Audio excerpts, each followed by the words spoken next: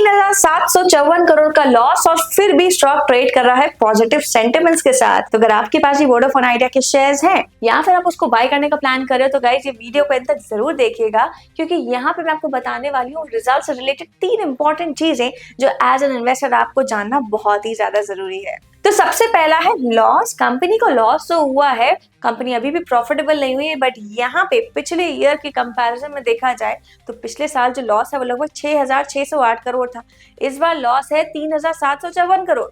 तो लॉस जो है सिग्निफिकेंटली वाइडन अप होते हुए नजर आ रहे हैं। तो यहाँ पे एक पॉजिटिव ट्रिगर की टेक अवे फॉर इन्वेस्टर ये है कि कंपनी ना अभी भी प्रॉफिटेबल नहीं है, बट यहाँ पे बिजनेस डायरेक्शन जो है वो इंप्रूव होते हुए नजर आ रही है। अब दूसरा है आरपू, एवरेज रेवेन्यू पर यूजर। यहाँ पे कंपनी का आरपू लगभग 10.2% ईयर ऑन ईयर बेसिस से बढ़ के लगभग 195 रुपीज हो चुका है। और जानते हैं सिर्फ आरपू ही नहीं बल्कि कंपनी ने मर्जर के बाद पहली बार नेट सब्सक्राइबर्स एडिशन भी रिपोर्ट किया है। टोटल सब्सक्राइबर्स काउंट लगभग 19.31 करोड़ हो चुकी है और जहां पे नील बट 4G और 5G की सब्सक्राइबर्स काउंट लगभग 13 करोड़ तक पहुंच चुकी है।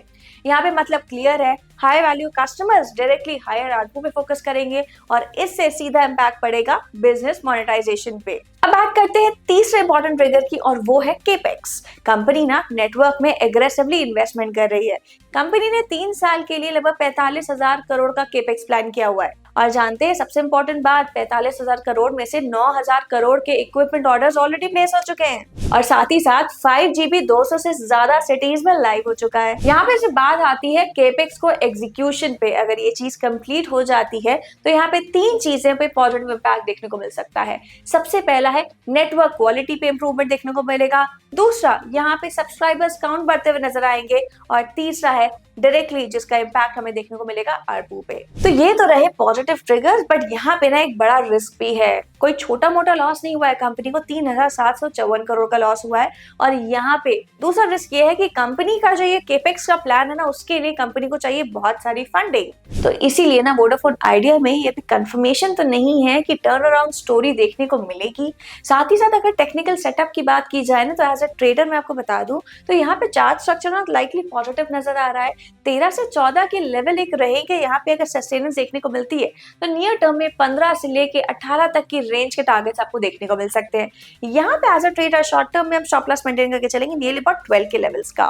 बट अगर वही इन्वेस्टमेंट व्यू का सोच रहे हैं ना तो यहाँ पे इन्वेस्टमेंट के लिए आई थिंक एक रेंज है वही 13 से 14, हर्डल है यहाँ पे 15 रुपीज का ना 18 रुपीज का। अगर ये दोनों लेवल सस्टेन होते हुए देखने को मिलते हैं ना तो लाइकली टारगेट्स 20 से 21 तक की रेंज में देखने को मिल सकते हैं और स्टॉप लॉस हम यहाँ पे मेंटेन करके चलेंगे नियरली अबाउट 9 रुपीज का।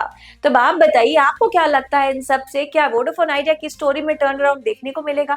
अपना ओपिनियन और चैट बॉक्स में जरूर बताइएगा और अगर ऐसी अपडेट्स आपको इंसाइटफुल लगी हो ना तो प्लीज लाइक करके चैनल को सब्सक्राइब कर लीजिएगा और अपने दोस्तों ट्रेडर्स और इन्वेस्टर्स के साथ शेयर भी कर दीजिएगा।